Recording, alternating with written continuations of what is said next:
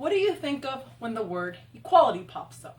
Do you think about genders, races, sexual orientations? Among any of those, did you think education? Chances are you didn't. Would you believe me if I told you that not until a few years back, 2.1 million individuals were denied the opportunity to attend college? You probably don't. In your eyes, individuals don't attend college because 1, they lack the intellect or motivation, or 2, they decide to join the military branch or the workforce. The problem is neither of those were the problem. Imagine helping those 2.1 million individuals attend college and increasing that number every year.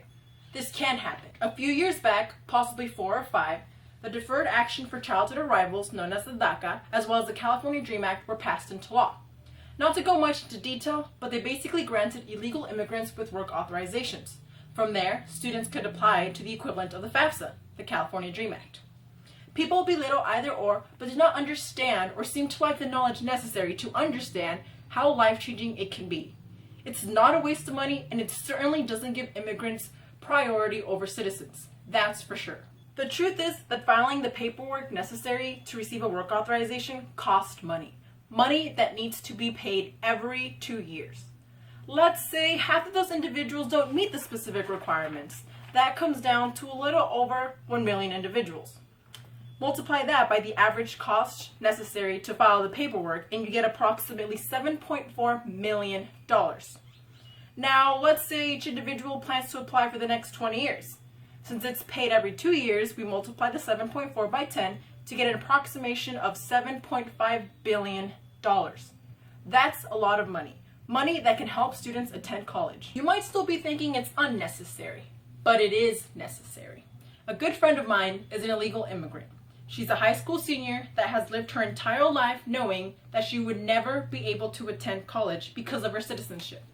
She has brains, plans, and ambition, but if you truly knew her, you'd know that she's gone home covered in tears with red poofy eyes, tired of crying, all because the idea of not being able to attend college was overwhelming. She would have to face a limited future due to the obstacles associated with not having a post-secondary education, no social security number, and no legal status. Why should someone with potential and motivation be denied the right to an education? That girl could be the next innovator, but the world would never see her work because she would be denied the resources necessary. That girl is me. I'm an immigrant. It's nothing to be ashamed of. It's like telling me to be ashamed of having brown eyes or brown hair. It's something I cannot control, something I had no say in. You can hide your eye and hair color with contacts or dye, but there's no need.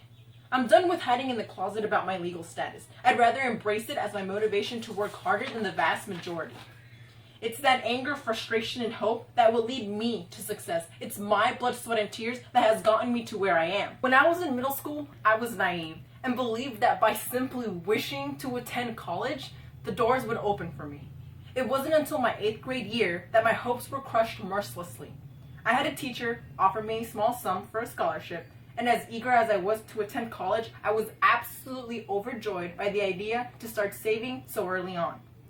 Later on, my mother received a call from the Scholarship Association requesting for information to be submitted by my mother. No big deal, right? All I would have to do was fill out some paperwork and submit some information to have the money transferred to an account. Right? Wrong. As soon as my mother was requested to provide a social security number, I was rejected. I didn't have one, and I had no way of getting one at the time. It was completely out of my reach.